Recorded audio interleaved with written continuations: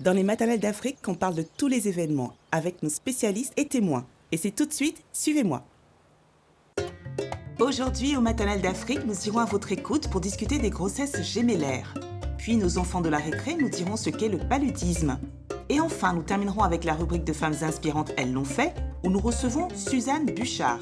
Mais pour commencer, nous allons répondre à vos questions sur l'alimentation dans notre rubrique Miam Miam.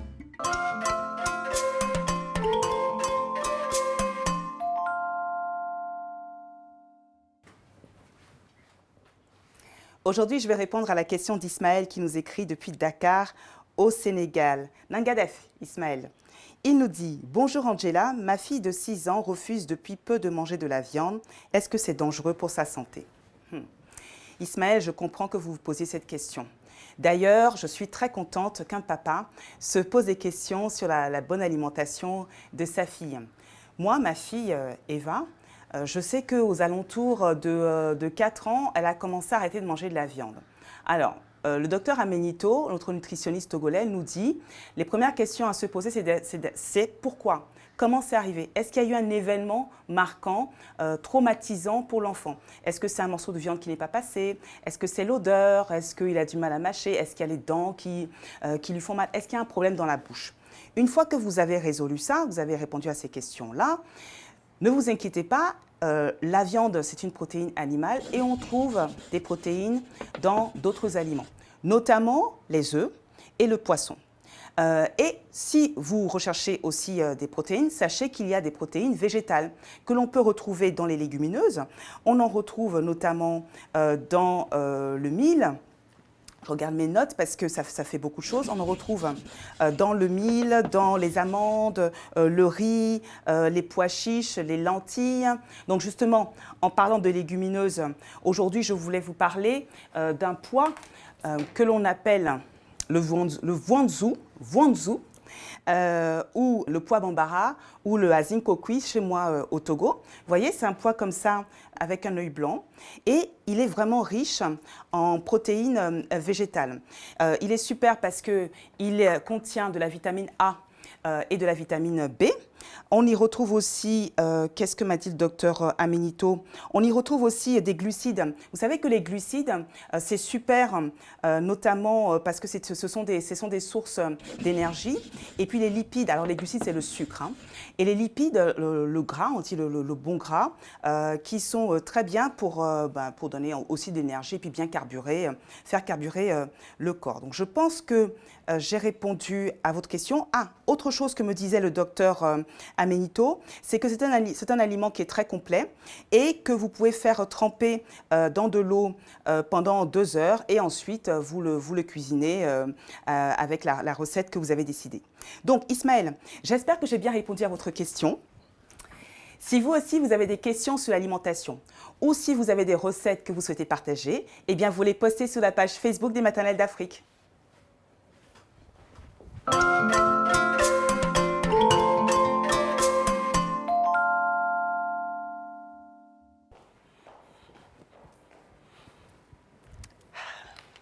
Alors, on va parler d'un sujet que j'aime beaucoup, c'est le sujet des jumeaux. Je ne sais pas si vous vous rappelez, la saison précédente, on avait déjà fait une émission sur le monde des jumeaux qui avait eu beaucoup de succès.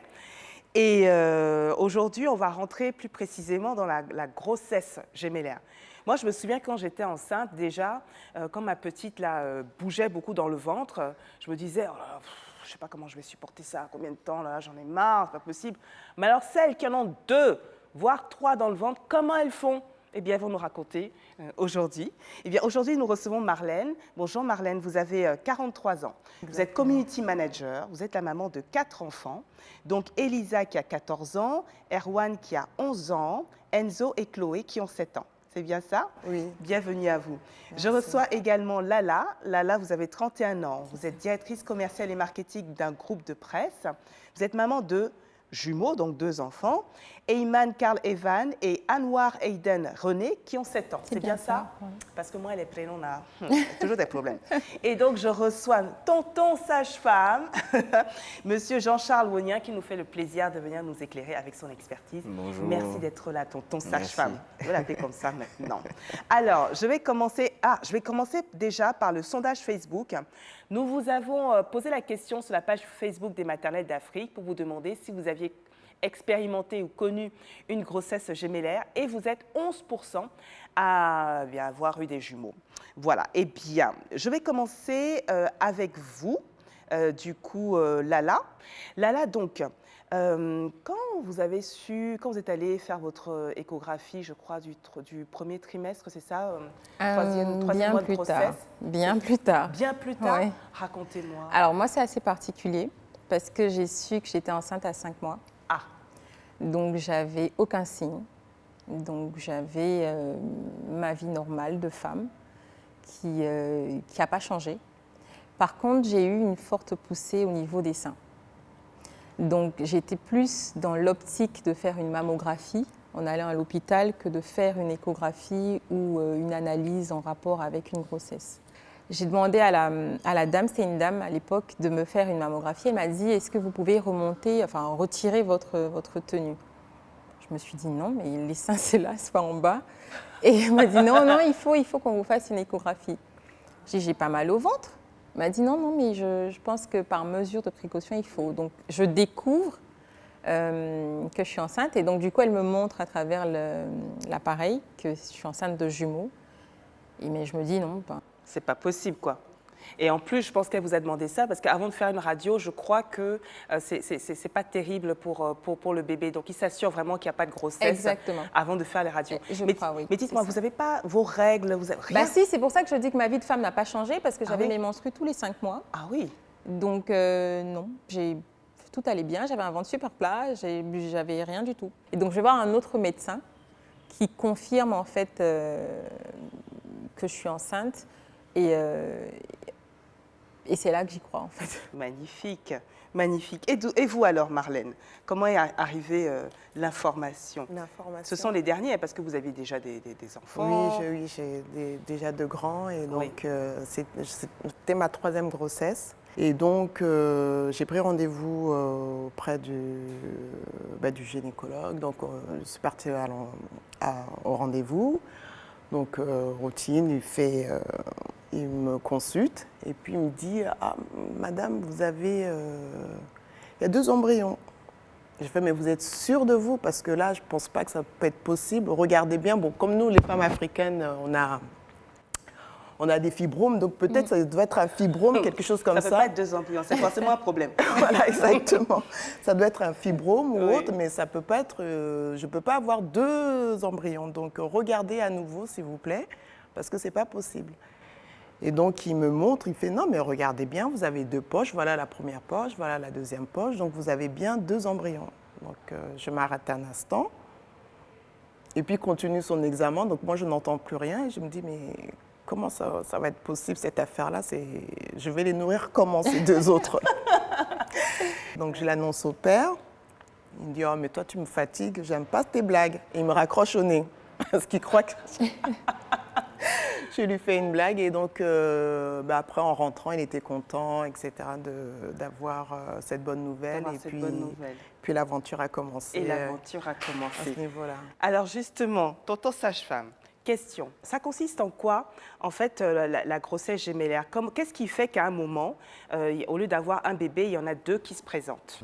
Alors, généralement, la grossesse gémellaire vient de la division d'une cellule.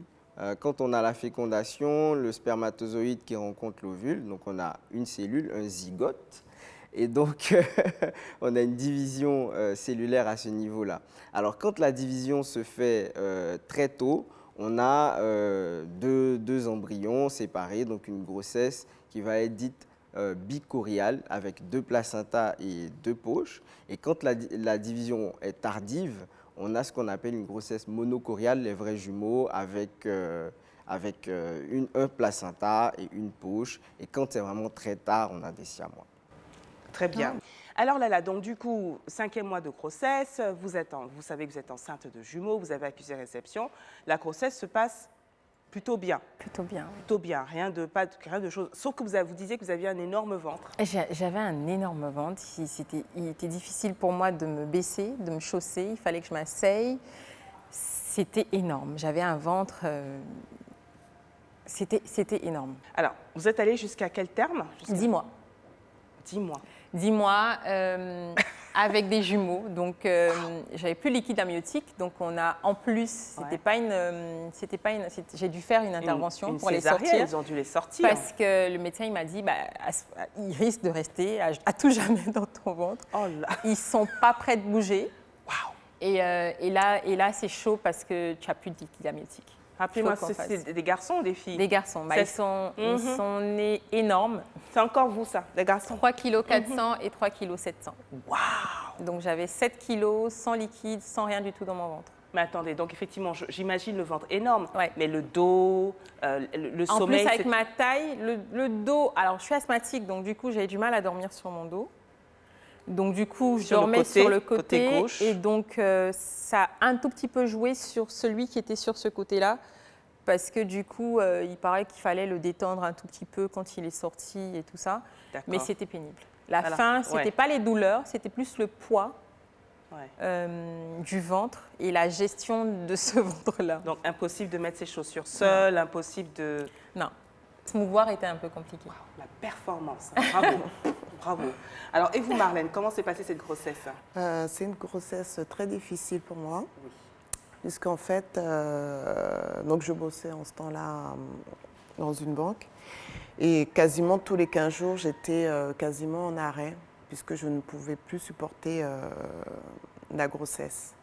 Et j'avais les 2 grands à gérer. Donc c'est vrai que c'était assez fatigant. Donc j'avais une grossesse à risque. Voilà, exactement. Oui, C'est ce que le médecin m'a dit. J'avais vraiment une grossesse à risque à ce niveau-là. Qu'est-ce que vous ressentiez? Vous supportiez plus quoi? Qu'est-ce qui était difficile? Se mouvoir. Oui. Donc c'était surtout ça qui était éprouvant, se mouvoir. Et j'étais très fatiguée par rapport aux autres grossesses. Je ne pensais pas que ça allait être aussi fatigant. Et donc j'ai eu une sciatique pendant la grossesse, donc j'ai dû avoir une canne pour pouvoir marcher. Oh. Donc c'était une béquille, voilà. J'ai eu une sciatique pendant la grossesse, donc j'étais suivie par un ostéo pour pouvoir faire les massages du dos et puis supporter. Donc j'ai tenu au maximum que j'ai pu. C'est-à-dire? J'ai été arrêtée à 4 mois et demi, 5 mois de grossesse. D'accord. Donc j'ai dû garder le lit, rester alité. C'est rester alité, oui. Voilà, pour ça éviter aussi, c'est super. Voilà, pour éviter que le col s'ouvre, puisqu'il était, comment on dit, dilaté ou souple. C'est ça. Ah d'accord, Voilà, oui, d'accord. Court, Oui. c'est ça. Court. Voilà. Et donc les enfants sont arrivés à quel terme? Alors j'ai accouché à 7 mois. Oui. C'est des petits prématurés. D'accord. Voilà, Ouais, donc- de belles performances pour vous aussi, Ouais. hein, parce qu'alors là, alors tonton sage-femme, on dit souvent que les grossesses gémellaires sont des grossesses à risque. Oui. Risque de quoi? Alors, les grossesses gémellaires sont à risque déjà de prématurité. C'est un des premiers chapitres qui se présente. Donc ce qu'on appelle prématurité, donc c'est le risque que l'enfant arrive avant Avant la date le prévue, terme. quoi. Voilà. Bon, c'est vrai que les grossesses gémellaires, on ne les laisse pas évoluer 10 mois. Hein. Généralement, quand on a une grossesse avec qu'on appelle bicoriale, une grossesse gémellaire bicoriale, c'est-à-dire 2 placentas et 2 poches, la grossesse va jusqu'à 38 semaines environ. Et puis quand on a une grossesse monocoriale, environ 36 semaines, on parle de déclenchement ou de césarienne, suivant comment les bébés sont positionnés. Donc après, au niveau des risques dus à la grossesse gémellaire, tous les risques sont un peu plus exacerbés. Le risque de diabète gestationnel, le risque d'hypertension, le risque de prééclampsie, de malformation fétale. En fait, tous les risques sont multipliés par 2 et au pourcentage aussi exacerbé. D'accord. Et donc, dans le cas justement de Lala qui a accouché de 2 enfants de plus de 3,5 kg chacun, déjà les faire sortir par voie basse, ça aurait été pas possible, quoi. Puisqu'il n'y avait plus de liquide amniotique. Alors, tout dépend en fait de la présentation de ces bébés. Est-ce que ces bébés étaient tous les deux en présentation céphalique? Ça veut dire, est-ce qu'ils présentaient la tête en premier? Est-ce qu'ils présentaient le siège en premier? Donc, c'est toutes ces données cliniques qui permettent aux gynécologues d'apprécier la voie d'accouchement. Donc c'est possible en fait, on peut accoucher de jumeaux par voie basse. Tout à fait, on peut accoucher. Le cas le plus facile, c'est disons des jumeaux qui se présentent tous les deux en présentation céphalique. Par la tête et en puis, bas. Voilà, en présentation céphalique et puis qu'il n'y ait pas d'anomalie Oui. d'urgence. De détresse respiratoire, Voilà. de choses comme ça. D'accord, donc vous avez accouché toutes les deux, vous rentrez à la maison. Et là, comment ça se passe? Parce que moi là déjà, quand il y avait un là, alors deux en même temps là, vous avez allaité vos enfants? Moi, non. Non. Vous n'avez pas allaité? Non. Ah, parce que j'allais vous demander, on fait comment en fait? Non, Ça marche mais comment? moi, dans mon cas, on avait préconisé qu'on fasse le tire-lait. Ah, Donc, moi, j'ai utilisé le tire-lait au début et puis j'étais peinée de voir qu'il n'y avait qu'un petit millilitre là et puis qu'il fallait en plus diviser par 2. pour vous, c'était pas une grosse quantité, mais la petite quantité que vous avez donnée à vos enfants contenait le colostrum, je crois, fait. qui contient vraiment tous les nutriments dont bébé a besoin. Donc, même si vous avez donné une toute petite quantité, Vraiment une toute petite. assurez-vous, je vous Divisé par assure, deux. vous avez vraiment donné une grosse Ouais, quantité. c'est ça. C'est la meilleure part, hein, qu'il Voilà. faut savoir. Oui. Donc, vous avez vraiment fait ce qu'il fallait pour vos enfants, rassurez-vous. Alors, du coup, Marlène, une question. Pour vous, qui avez eu, donc, qui avez un moyen de comparaison, Oui. hein, vous avez les aînés et en plus, vous, ça arrive en 3e position, quoi. Exactement. Voilà. Je ne peux pas m'empêcher de faire un transfert, de me projeter, parce que moi, j'en ai 2. Je me dis, est-ce que là, il y a 2 supplémentaires? C'est possible, ne vous Non, inquiétez non, pas, non, c'est tout à fait possible. Comment c'est possible? En fait, au niveau de l'organisation, comme j'ai déjà eu les 2 grands, Oui. il ne faut pas avoir peur des tâches à faire et il ne faut pas culpabiliser. On ne peut pas être parfait sur tout. C'est ça. L'essentiel, c'est vraiment donner l'amour qu'on a à nos enfants. Donc moi, la chance que j'avais, c'est vrai que j'avais ma mère qui était là. J'avais mon conjoint qui m'aidait aussi de temps en temps, comme il pouvait. Ce que je souhaite dire, c'est que vraiment, c'est possible de gérer. Généralement, c'est quand on stresse qu'on a l'impression qu'on ne peut pas y arriver. Donc, on trouve toujours des petites astuces. Moi, j'avais 2 transats, donc les biberons, je les donnais de cette manière-là aux 2. C'est vrai? Oui, Comme ça, là? Voilà, exactement. Au bout d'un moment, je posais un coussin pour qu'ils puissent les prendre tout seuls et que je puisse me reposer un petit peu. Donc, on trouve toujours des petites techniques, même pour les changer. C'est un après l'autre. Donc, il va pleurer. Bon, bah, c'est pas grave, il va pleurer un petit peu, mais il sera changé. Généralement, on trouve toujours des petites astuces pour pouvoir s'occuper des 2. Et il faut accepter que ça ne va pas être parfait. C'est normal que ce ne soit pas parfait. Et au niveau de la perfection, après, chacun a son niveau de perfection. Mais on est d'accord que les mamans parfaites, ça n'existe pas. Voilà. On est juste des parents qui aiment leurs enfants. Et le métier de parent, c'est déjà très difficile. C'est difficile. Quand ils arrivent, en plus, c'est l'effet double qui se coule, là, les 2 en même temps. Là, donc, il faut tout de suite apprendre plus vite, faire plus vite. Exactement. On s'adapte. On s'adapte. C'est ça. On s'adapte, exactement. C'est ça. Tonton Sage-Femme, quel conseil vous pourriez donner à ces parents, futurs parents d'enfants de jumeaux, qui sont en train d'angoisser et se dire oh, comment on va faire? Souvent, les papas disent on va acheter une nouvelle voiture. Oui, et les vrai. mamans se Tout de disent suite. comment je vais faire pour diviser mon amour en 2? Voilà. Alors, quel conseil vous leur donneriez? Alors, quel conseil déjà, c'est de faire un travail de couple, hein, de se parler, de se projeter ensemble, le monsieur et la dame ou les 2 parents dans la grossesse, de se faire conseiller par des professionnels et puis d'en parler aussi avec des parents qui ont déjà eu des jumeaux de leur entourage pour avoir des conseils, des petites astuces. C'est vrai qu'en tant que sage-femme, on a des conseils médicaux, mais pour ce qui est de l'ordre de la pratique à la maison, c'est vraiment des conseils de la vie et des astuces de parents qui sont déjà passés par là qui vont être encore plus pertinents. Vous avez parfaitement raison. Mais écoutez, vous savez quoi? Moi, je suis rassurée de voir donc qu'il y a des mamans qui viennent témoigner dans la Maison des maternelles d'Afrique pour rassurer les autres mamans. On a des jumeaux depuis des siècles, comme on dit. Et je pense que ça continuera. Ce n'est pas contagieux, paraît-il, ce n'est pas une maladie. Hein, c'est juste apparemment 2 fois plus d'amour. Et en fait, je pense que c'est pareil quand on a des enfants. Moi, je me souviens quand je suis tombée enceinte de mon deuxième, je me suis demandé si tout l'amour que j'avais donné à la première, là, est-ce que j'en aurais encore pour donner au deuxième? Mais en fait, c'est magique. Hein. Oui. Ça se multiplie. Ça se Naturellement. multiplie, ça augmente, ça ne se tarit jamais. Naturellement. Merci sincèrement, mesdames. Merci Marlène. Merci Lala d'être venue Merci à toi. dans la Maison des maternelles d'Afrique. Ce fut un plaisir de vous recevoir. partagé. Merci tonton sage-femme, Merci, le Angela. mailloticien. Pour les hommes, on dit ticien, hein, alors que pour les femmes, c'est sage-femme. Merci beaucoup, merci d'être là. Merci d'être venue avec votre expertise. Alors écoutez, je vais recevoir une femme inspirante, mais avant cela, la récré.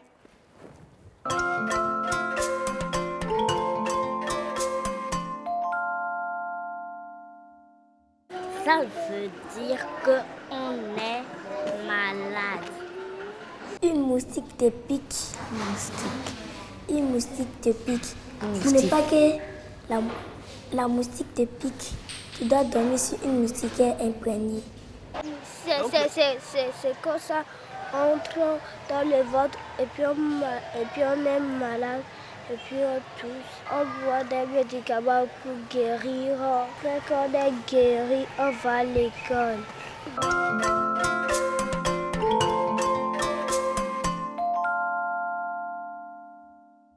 Bonjour Suzanne. Bonjour Angela, comment ça va? Bienvenue dans la Maison des maternelles d'Afrique. Merci. Alors aujourd'hui, c'est moi qui vous reçois, alors que d'habitude, c'est vous qui me recevez Exactement. dans vos superbes maisons d'hôtes, les Villas Mia, à Abidjan. Suzanne, vous êtes camerounaise. Tout à fait. Qu'est-ce qui vous a amené ici? Vous exerciez une autre fonction ailleurs? Exactement. J'étais dans les ressources humaines à Paris Oui. et mon mari est informaticien, il est ingénieur informaticien, il est tombé amoureux de l'Afrique et il a voulu s'installer en Afrique. Donc c'est lui. Alors lui, il est français. En Lui, plus. il est français. Donc c'est le français qui tombe amoureux de l'Afrique. Exactement. Et donc, qui m'a pourri la vie pendant 10 ans parce qu'il voulait aller s'installer en Afrique, vivre en Afrique, voir ce que c'est que de vivre en Afrique. Donc, il a essayé le Nigeria, le Tchad. J'ai freiné pendant plus de 10 ans. Et un jour, j'ai dit, OK, on va y aller. Tu vis à fond ton rêve africain pendant 3 ans. Et ensuite, on retourne à Paris. Alors, vous allez Et- au Cameroun, forcément. Non, Alors, pourquoi vous n'allez pas au Cameroun? pas le Cameroun parce que la société dans laquelle François travaillait n'avait pas d'activité au Cameroun, D'accord. mais en Côte d'Ivoire, en Afrique de D'accord. l'Ouest. D'où la Côte d'Ivoire. De la Côte d'Ivoire. Donc, il arrive en Côte d'Ivoire, c'est coup de foudre. C'est le coup de foudre. En fait, lui, dès l'instant où il était en Afrique, il aimait était l'Afrique. bien. Alors, comment est-ce que vous décidez de vous lancer dans cette belle aventure qu'est la Villa Mia? C'est un hasard parce que quand nous sommes arrivés ici, je ne trouvais pas. On est en 2013 et il n'y a pas énormément d'offres sur le marché du travail. Et j'étais sur le point de retourner à Paris, mais mon mari me dit non, on va trouver une solution. Tu pourrais prendre une grande villa et faire des chambres d'hôtes. Et là, je me dis, bon, ben, pourquoi pas, je vais essayer. Et en fait, j'étais au bon endroit au bon moment, j'ai essayé et ça a marché. Mais alors, vous êtes lancé dans la maison d'hôtes. Vous n'en aviez jamais fait avant. Ce que je peux vous dire, à moi qui étais à la Villa Mia, on est vraiment reçus comme des rois. On est à la maison. On est dans un hôtel, mais on est comme à la maison. On mange bien, on nous chouchoute, on nous bichonne. Comment est-ce que vous êtes arrivé à faire ça sans avoir de l'expérience? J'avais des avantages. C'est que j'aime les gens. J'aime les gens, il Ça faut se aimer l'humain. J'aime les gens. Je pense aussi que le fait d'avoir travaillé dans les ressources humaines, où j'étais au contact avec les personnes régulièrement au quotidien. Et puis, nous aimons recevoir nos amis. Et en fait, pour moi, la maison d'hôtes, ça allait combler un vide. Nous avons quitté Paris, où nous avions laissé tous nos amis, notre famille. Et la maison d'hôtes, ça allait être le lieu où je reçois des personnes qui sont sympathiques. Les gens sont d'un abord agréables, sympathiques. Et puis les personnes qui font le choix d'aller en maison d'hôtes, c'est des personnes qui aiment aussi C'est vrai. les échanges, les contacts. Et donc, on s'est trouvés. Et du coup, ben, nos hôtes, c'est nos amis qu'on a à table, à C'est notre vrai. table d'hôtes. Et voilà. C'est vrai, vous recevez vraiment les gens comme si c'était vos amis. C'est ce que j'ai ressenti. Est-ce que vous avez eu des difficultés en tant que Camerounaise à vous installer ici en Côte d'Ivoire avec les Ivoiriens? Comment ça s'est passé? En tant qu'entrepreneur, Alors, je veux dire. En fait, les difficultés n'étaient pas tant du fait que je sois camerounaise ou française ou ivoirienne. Non, les difficultés que j'ai rencontrées sont les difficultés que n'importe qui aurait rencontrées, même une ivoirienne, si elle avait monté la même entreprise. Les difficultés, c'était d'ordre, on va dire, professionnel, Oui. trouver les bons professionnels, les bons artisans, le bon Oui. plombier. Oui. Mais au-delà de ces difficultés-là qui ont duré, ben, c'est la première année. Après, je n'ai pas eu d'autres difficultés en tant que telles. Avec les Ivoiriens, non, parce que je trouve que c'est plutôt des personnes vraiment très accueillantes, Ah, c'est vrai. très charmantes. Moi, je vous adore, les Ivoiriens. Ah là là. Bon, en tout cas, Suzanne, je suis vraiment ravie de vous avoir reçue dans la Maison des maternelles d'Afrique parce que vous savez, cette rubrique, c'est une de mes rubriques préférées. Elle s'appelle Elles l'ont fait. On reçoit des femmes inspirantes. Les spectatrices qui nous regardent là se disent « Oh, ben moi aussi, je vais aller faire ma maison d'hôte parce que cette dame, elle a réussi à le faire. Elle est belle et puis elle a l'air heureuse. » Donc, merci d'être venue partager cette expérience. Merci, Suzanne. Merci, Angela. À bientôt.